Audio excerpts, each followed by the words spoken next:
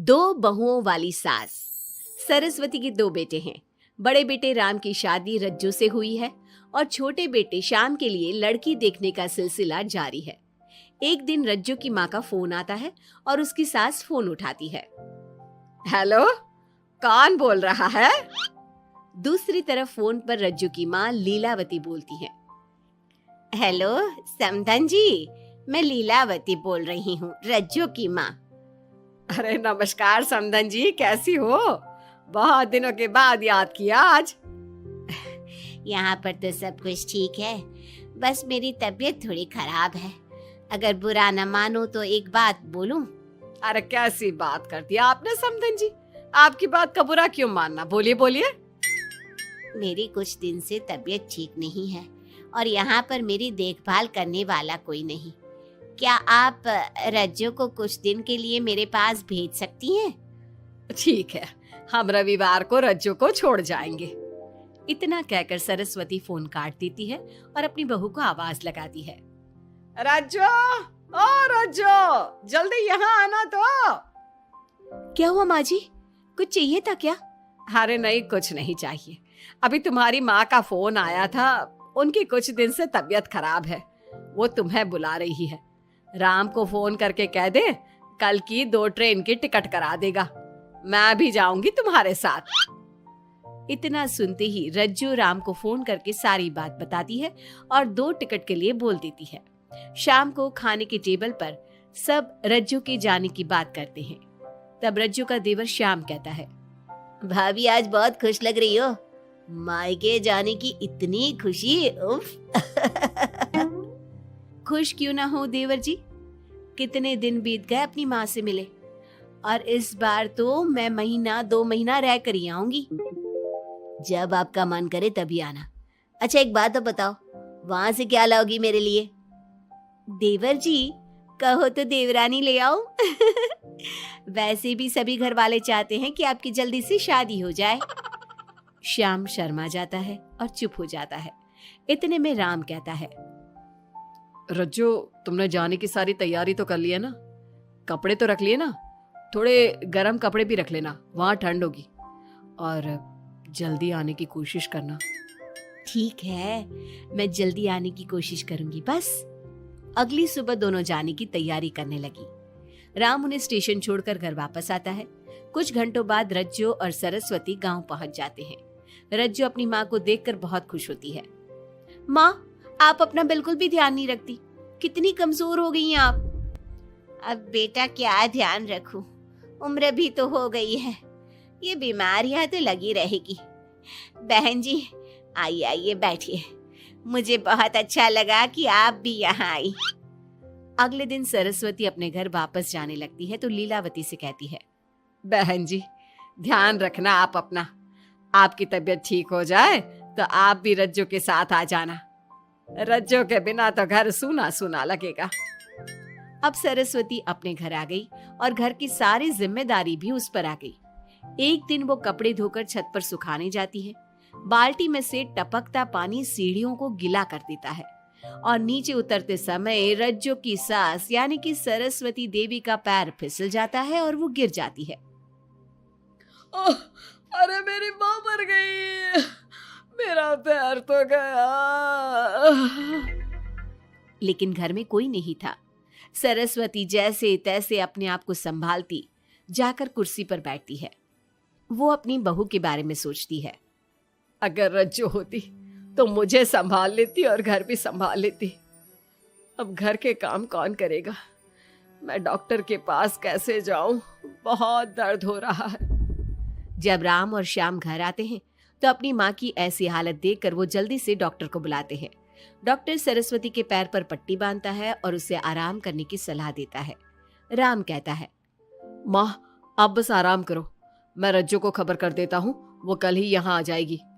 अरे रहने देना बेटा, उसकी माँ की तबीयत ठीक नहीं है, कुछ दिन में वो खुद ही आ जाएगी, उसे परेशान मत कर।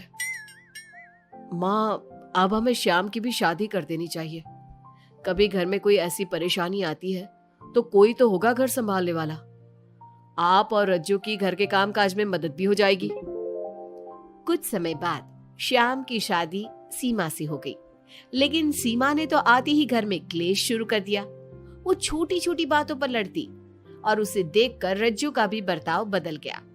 एक दिन सीमा सुबह उठने में लेट हो गई और रज्जू ने नाश्ता बना दिया। सभी अपने अपने काम पर चले गए। जैसे ही सीमा अपने कमरे से आई तो रज्जू ने कहा, तुम साफ सफाई कर लो, मैं कपड़े धोने जा रही हूँ, जल्दी काम हो जाएगा। रज्जू की बात सुनते ही सीमा आग बबूला हो गई और कहने लगी, आज मैं उठने में लेट क्या हो गई? आप मुझ पर हुक्म चलाने लगी। मुझसे कोई इस तरह से बात करी है मुझे बिल्कुल भी पसंद नहीं है। अरे सीमा, ये किस तरह की बात कर रही हो तुम मुझसे? मैंने कोई हुक्म नहीं दिया तुम्हें। मैं तो बस काम को जल्दी खत्म करने की बात कर रही हूँ। उन दोनों की नोक झोंक सुनकर सरस्वती बाहर आ जाती है और दोनों को समझाती है। शाम को सब एक साथ खाना खाने लगे। लेकिन खाने के बाद जब सब अपने कमरे में चले जाते हैं और खाने की टेबल पर थाली यूं ही छोड़ देते हैं, सरस्वती को ये देखकर बहुत गुस्सा आता है। वो दोनों बहुओं को बुलाकर कहती है, तुम सब खाना खाकर चले गए, अब ये बर्तन कौन उठाकर रखेगा? मेरे लिए छोड़कर गई हो सारा काम। तुम दोनों को शर्म नहीं आती? अब दोनों बहुएं एक दूसरे के ऊपर बात टालते हुए फिर लड़ने लगी। ये देख सरस्वती परेशान हो गई। उसने दोनों को डांटा और उन्हें अपने कमरे में भेज दिया। सरस्वती ने जूठे बर्तन धोए। कुछ दिन इसी तरह चलता रहा। अब दोनों सास की नजरों में एक दूसरे को गिराने में लग गई। माँ जी, जब भाभी फोन पर बात कर रही थी ना, तो कह रही थी मैं अपने मायके चली जाऊंगी तो देखते हैं कि कौन काम करता है। और ये हम सबकी बुराई कर रही थी वो। बहू, किसी की बात चुपके से सुनना गलत है ना। तुम आज के बाद ऐसा मत करना। अब तुम जाओ, मैं रज्जू को समझा दूंगी। सरस्वती ने रज्जू से बात करके उसे समझा दिया। लेकिन रज्जू को अपनी देवरानी पर बहुत गुस्सा आया। अब वो भी सीमा की चुगली अपनी सास से करने लगी। अगले दिन रज्जू अपनी सास के कमरे में जाती है और कहती है, मैंने सीमा को बात करते सुना था। वो देवर जी से कह रही थी कि अगर हम लोग अलग कहीं रहे तो हम ज्यादा खुश रहेंगे, रोज रोज की लड़ाइयों से भी बचेंगे। सरस्वती को इस बात पर गुस्सा तो बहुत आया, लेकिन उसने कुछ कहा नहीं। जब दोनों बहुओं को लगा कि सरस्वती उनकी बातों में नहीं आने वाली, तो उन्होंने रिश्तेदारों और पड़ोसियों से एक दूसरे की चुगली करना शुरू कर दिया। जब सरस्वती को यह बात पता चली तो उसने इनकी लड़ाई को शांत करने का उपाय निकाला। रज्जो, सीमा, यहां आओ दोनों। दोनों अपनी सास के पास आती हैं। कल मैं घर में हवन करवा रही हूं। तुम पड़ोसियों और रिश्तेदारों को आने के लिए कह दो और हवन की सारी तैयारी कर लो। हवन का दिन आ गया। पंडित जी रामायण का पाठ करने लगे।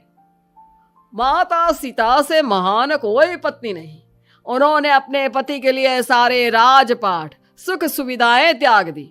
अगर कोई पत्नी अपने पति को परिवार से अलग होने को कहती है तो वो पाप की भागीदार होती है और बेटों को भी मां से अलग नहीं होना चाहिए।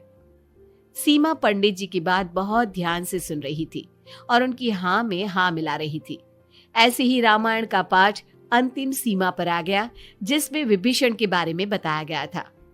अगर विभीषण अपने भाई का भेद न देता तो रावण का विनाश नामुमकिन था।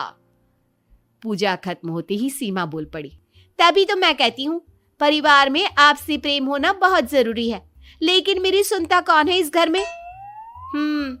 आपसी प्रेम की बात कौन कर रहा है, जिसने घर में आती ही लड़ाइयां शुरू करवा दी। दोनों में फिर से नोक झोंक शुरू हो गई। सरस्वती दोनों को चुप कराते हुए बोली, अरे चुप हो जाओ तुम दोनों, पड़ोसी क्या कहेंगे, सब सुन रहे हैं तुम्हारी बातें। तभी उनमें से एक पड़ोसन बोलती है, सरस्वती बहन, क्यों चुप करवा रही हो अपनी बहुओं को? हमें तो इनके बारे में सब कुछ पता है। ये दोनों हमारे घर आकर एक दूसरे की चुगली करती है।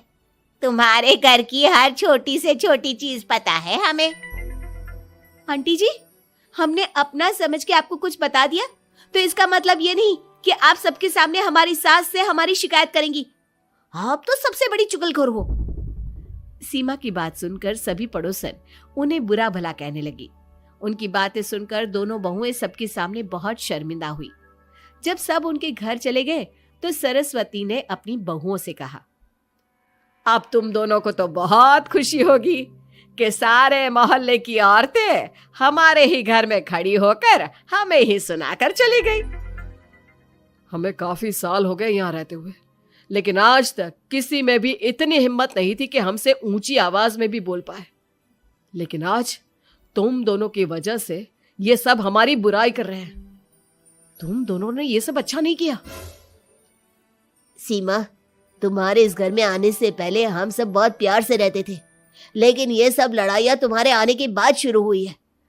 आज के बाद तुमने घर में किसी से भी झगड़ा किया तो मैं तुम्हें तुम्हारे मायके छोड़ आऊंगा, समझी तुम? ये बात सुनकर सीमा रोने लगी और सबसे माफी मांगने लगी। पंडित जी भी ये सब देख रहे थे। उन्होंने सबको शांत करवाया।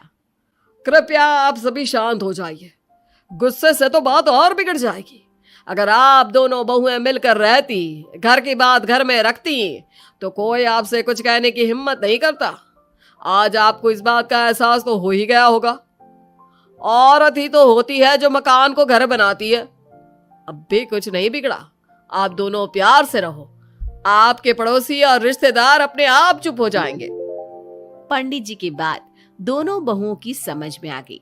अब दोनों प्यार से रहने लगी। इसी तरह समय बीत गया। अब पड़ोस की औरतें उनके प्यार की मिसालें देने लगी।